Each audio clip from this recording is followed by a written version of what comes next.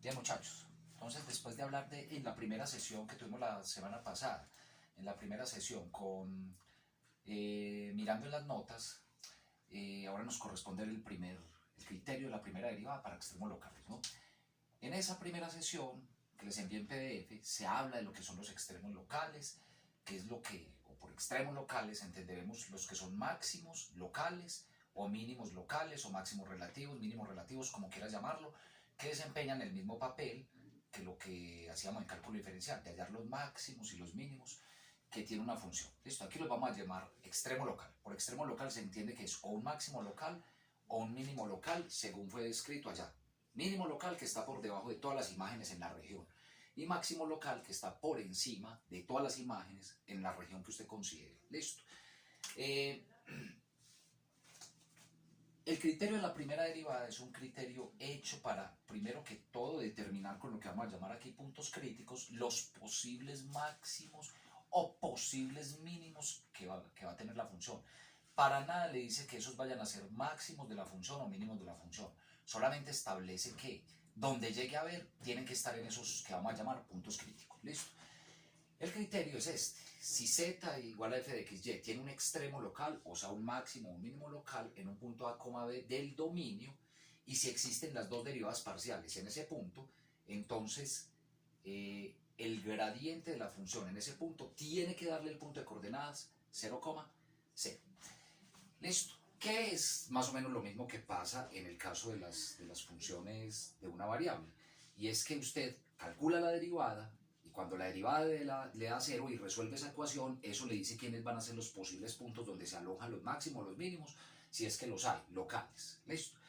Como el gradiente de la función, ¿cierto? El gradiente de la función es igual a 0, entonces lo que queremos decir aquí más bien es que, disculpen, es que al evaluarlo acá, calcula la derivada parcial en AB y le tiene que dar 0. Calcula la derivada con respecto a y en AB y esto le da 0 también, porque el gradiente está constituido por las derivadas parciales en cada componente. Si acá le da 0, 0 es porque la primera derivada parcial acá, la de x, da 0, y acá la derivada parcial de y da 0. Mejor dicho, toda esa condición del gradiente se reduce a esto, a este par de condiciones. La derivada parcial evaluada en ese punto tiene que dar 0, la derivada parcial en ese punto tiene que dar igual a 0. Eso desempeña el papel allá en cálculo diferencial de las rectas tangentes que tienen pendiente 0. Como esto representa pendientes también, es porque las pendientes dan 0 sobre cada curva. Eso, como les dije, no quiere decir que en el punto AB ya haya un máximo, pero eso sí que le dice dónde encuentran los posibles máximos. Por eso se da la definición de punto crítico.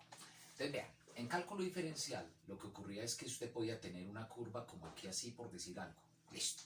Entonces vemos que en los máximos las pendientes dan 0 y en los mínimos también la pendiente da 0. Pero hay algunos puntos en los cuales la pendiente da valores diferentes o no se puede calcular la pendiente. Listo, que estos puntos, estos picos, que es donde la derivada no existe. Por eso los puntos críticos se enfocan en dos clases especiales, que son los puntos donde el gradiente da 0, o sea, donde las derivadas parciales dan 0. Eso va a ser un punto crítico. O también puede provenir de donde el gradiente no existe. Y eso quiere decir que al menos una de las dos derivadas parciales no existe. Pongámosle aquí esa leyenda. O sea, al menos una de las dos derivadas parciales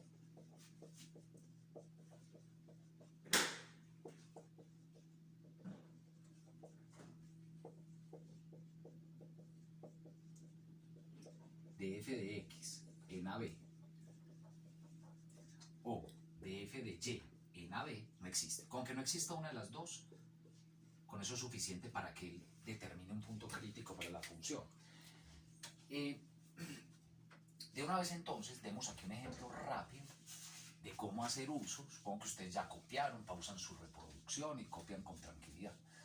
Entonces, para ilustrar cómo trabajan los puntos críticos, que eso es una cosa que es lo que vamos a usar constantemente, entonces demos un ejemplo del cálculo de esos puntos críticos. Entonces, ejemplo, entonces hallemos los puntos críticos. De una vez abreviémoslo por TC, los puntos críticos de esta función, z igual a f de x, y, esta, 2xy menos 3y cuadrado. Entonces, ¿qué hay que hacer? Toca calcular, pero no nos pongamos a hablar del gradiente, simplemente calculemos las dos derivadas por aparte e igualemos a cero. Entonces, calculemos entonces df de x y df de y.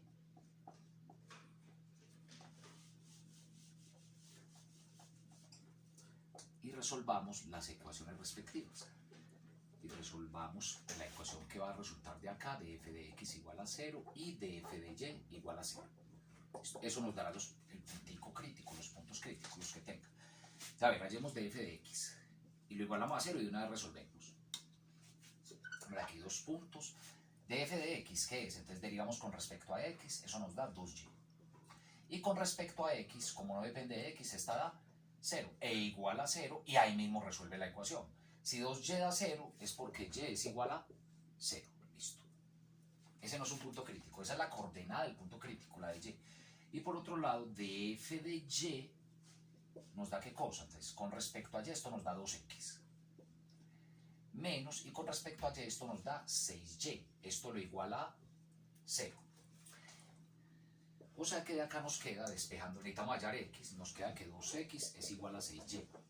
Como quien dice, x es igual a, pasando el 2 aquí a dividir, nos da 3y. Esa es la ecuación para x, pero como y vale 0, entonces x es igual a 3 por 0, que proviene de acá, véalo. Por lo tanto, x vale 0. Eso nos da la coordenada de x para ese punto crítico. Mejor dicho, el punto crítico de esa función de dos variables es 0,0, ¿cierto? 0,0. Coordenada de x da 0 y coordenada de y da 0. No quiere decir que sea un máximo o un mínimo, mejor dicho, no es un extremo local, simplemente el criterio le dice que tiene que darle 0, es decir, este se convierte automáticamente en un posible o en un candidato, en el único candidato a ser el máximo o el mínimo local, pero no quiere decir que lo sea, ¿cierto? Para nada. De eso nos vamos a encargar en los ejemplos, de ver cómo utilizar el criterio bien usado. Siempre hay que hacer un paso más, hallar los puntos críticos y mirar que efectivamente sí corresponde a la imagen como se hizo en las copias del PDF. Esto.